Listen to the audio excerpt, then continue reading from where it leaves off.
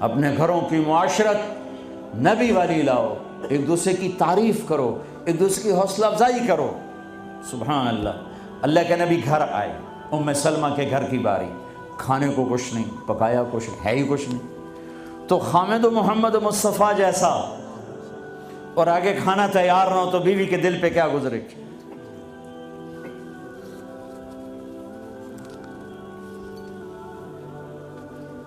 آپ نے پوچھا ام سلمہ کھانا کھانے کو کچھ ہے؟ تو ایک دم انہوں نے بہت ہی ندامت لجاجت کے ساتھ کہا، یا رسول اللہ کچھ نہیں ہے، یہ سرکہ پڑا ہوا ہے۔ اب سرکہ کیا کہتے ہیں انگریزی میں؟ ونیگر، شاید کسی کو سرکہ سمجھ میں نہ آئے، ایسی چیز ہے ایک ڈراپ یہاں رکھو تو تمہاری زبان جل جائے گی، ہاف ٹی سپون لو تو تمہارا سارا گلا چیر کے رکھ دے گا۔ اور میں غلطی سے کوئی سرکے میں بعض سلاد پہ ہوتا ہے نا سرکہ ڈالا ہو، میں غلطی سے میرے منہ میں کوئی ایک پتا بھی چلا جائے تو ایک ہفتہ میرا گلا گیا، اتنا میرا سینسٹیو گلا ہے اس سے۔ سرکہ کوئی کھانے کی چیز؟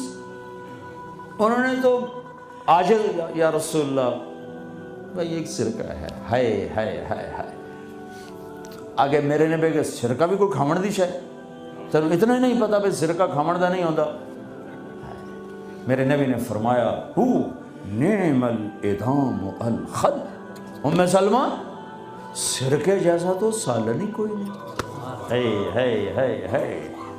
سرکے جیسا تو سالن ہی کوئی نہیں۔ کیسے اپنی بیگم کو شرمندگی سے نکالا اور احساس کمتری سے نکالا، سرکے جیسا تو سالن ہی کوئی۔ جس گھر میں سرکہ ہے انہیں کسی سالن کی ضرورت ہی کوئی نہیں۔ یوں حوصلہ بڑھایا جاتا ہے۔ یہاں تو چونکہ وہ مقابلے کی ٹکر، یہاں بیویاں بھی ڈاڈی ہیں خوب، تو یہاں تو ان کی اپنی کونسلز بنی ہوئی ہیں۔ تو میں مسلمان عورت کو کہتا ہوں، چونکہ یہ میری بات آگے جا رہی ہے، آپ میرے سامنے بیٹھے ہو، ایک دوسرے کو عزت دو، برداشت کرو۔ میرے نبی نے فرمایا بہترین مسلمان وہ ہے جو بیوی سے اچھا سلوک کرتا ہو، اور بیوی سے فرمایا میری شریعت میں سجدہ ہوتا تو بیوی سے کہتا خامند کو سجدہ کر۔ بہترین صدقہ اولاد کی تربیت ہے۔ پورا گھر میرے نبی نے نقشہ بنایا، ہر ایک کی قیمت بتائی۔ ماں تیرے قدموں تلے جنت، کہ کاش میری ماں زندہ ہوتی، تم دیکھتے میں کیا کرتا، میں عشاء کی نماز کے مصلی پر ہوتا، میں سورۃ فاتحہ پڑھ رہا ہوتا، ادھر سے آواز آتی میری ماں کی محمد، تو میں نماز توڑ کے کہتا لبیک اماں جان۔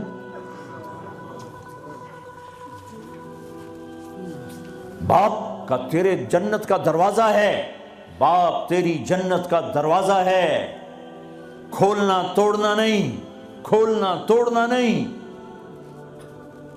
توڑ دیا تو جنت میں نہ جا سکو گے۔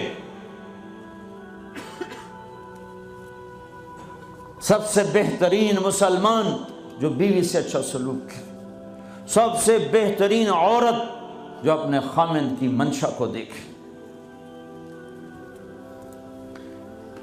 پھر آپ نے ایک عجب بات فرمائی جو معاشرے میں بہت بوجھ بنتا ہے جس کا، ہاں بھائی تمہیں ایسا صدقہ بتاؤں جس سے بڑھ کے کوئی صدقہ نہیں، تمہیں ایسا صدقہ بتاؤں جس سے بڑھ کے کوئی صدقہ نہیں۔ انہوں نے کہا جی کیا؟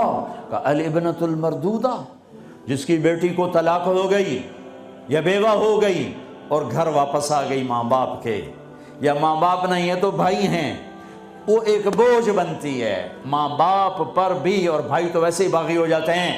میرے نبی نے فرمایا اس بچی پہ خرچ کرنا کائنات کا سب سے افضل صدقہ ہے۔ گھر، ایک گھر کیسے چلتا ہے؟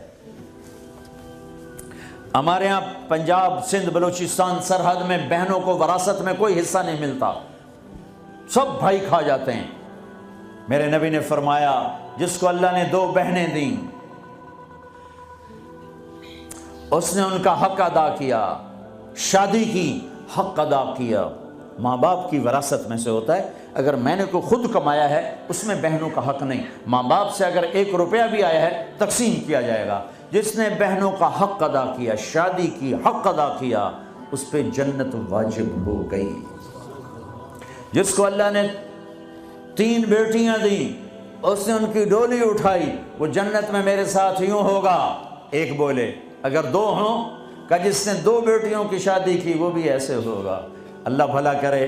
ایک صحابی کا کہ جس کی 1 ہو، کہ جس کی 1 ہے، اگر اس نے اس کو عزت سے رخصت کیا تو وہ بھی میرے ساتھ ایسے ہی ہوگا. پھر کئی بچیوں کو طلاق پڑی ہے کہ اس کو بیٹا نہیں ہوتا. یہاں آنے سے پہلے کا واقعہ، پنڈی سے بچی رو رو برا حال اس کا. میں تو فون سنتا ہی نہیں ہوں ایسے کہ میرا تو کلیجہ پھٹ گیا ہے. ہے کہنے لگی کہ سسرال نے کہا تھا بیٹی ہوئی تو طلاق دے دیں. میں نے کہا اس میں میرا کیا قصور ہے، اور بیٹی ہی ہوئی اور مجھے طلاق پڑ گئی اور میں گھر آ گئی 22 سال کی عمر. بیٹی دینے والا اللہ اور ظلم کرنے والا سسرال.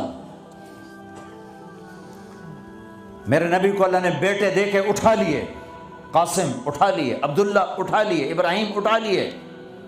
4 بیٹیاں دی، 3 زندگی میں اٹھا لی. زینب، ام کلثوم، رقیہ، تینوں آنکھوں کے سامنے چلی گئیں. فاطمہ سے نسل چلی. آپ نے فرمایا لوگوں کی نسل بیٹے سے چلتی ہے، میری نسل میری بیٹی فاطمہ سے چلی. اس لعنت کو دھویا. عورت کا کیا قصور ہے اگر اس بیچاری کو بچیاں ہو رہی ہیں؟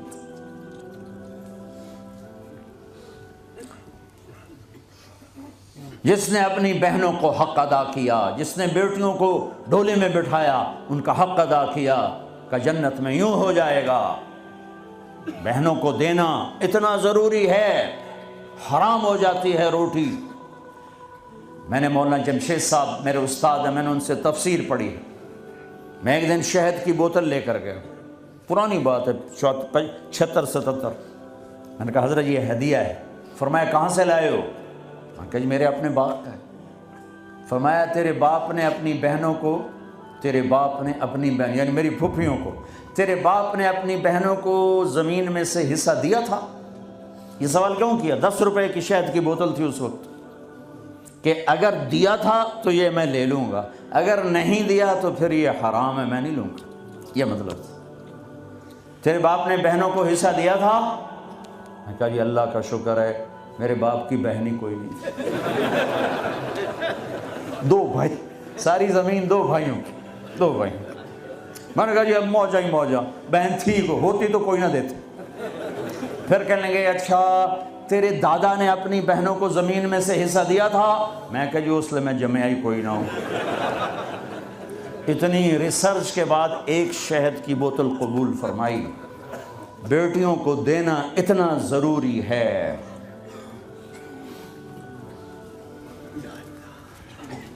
میں اپنے نبی والی معاشرت قائم کرو، اپنے نبی والی معاشرت قائم کرو. محبت ہو، سچائی ہو، الفت ہو، درگزر ہو، معاف کرنا ہو، طلاق سے بچو. یہ جھوٹی شادیاں نہ کرو، پیپر کی شادیاں نہ کرو. اللہ کے واسطے یہ دھوکہ نہ دو.